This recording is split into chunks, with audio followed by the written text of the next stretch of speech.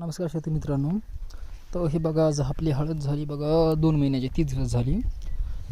तर हिला लागली होती सड, याची वाडीचं रान, त्याच्यामुळे हिला लागली सड. तर हिला काही जमलं नाही.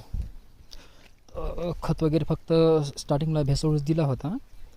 नंतर किती बघा 6 दिवसानंतर हिला हे नंतर आता मी तुला वारॅक्साईड सोडलं आणि एक ह्युमिक सोडलं बघा. सध्याला अशी ग्रीनरी वगैरे चांगली आहे, पण थोडं मला वाटतं हे पानं बघा मागं सुटकायले. ते नेमकं औषधावरून ठेवलेलं आहे, मारलं नाही. आज वखरलो, आज थोडं रेचर मारून घेतो. आणि मग हे आपलं आंतरपीक म्हणून कोथिंबीर लावला होता, पण सध्याला कोथिंबीरला काय भाव वगैरे नाही, त्यामुळं कोथिंबीरला म्हणलो धनिया आणून घ्यावं. आता धनिया आणून आपण करावं, मग डबल बघता येते, नंतर लावता येते. असं आहे. हे बघा गोरे, केवढ्या गोऱ्यावर लावायलो. गोऱ्या आणखी 2-2 तास झालं नाहीत माही, तरी उभाट्या रेजर दण वडायला तर. मग आता खायला ताण नाही, हे पुरा चारा आहे इकडं, हे दण चारा आहे, त्यामुळं काही ताण नाही सध्याला. थोडा कर पाहिला बघा हळदीवर, विषय काय नाही. थोडा कर पाय, औषध मारून टाकतो उद्या. चला धन्यवाद, भेटू पुढच्या व्हिडिओमध्ये.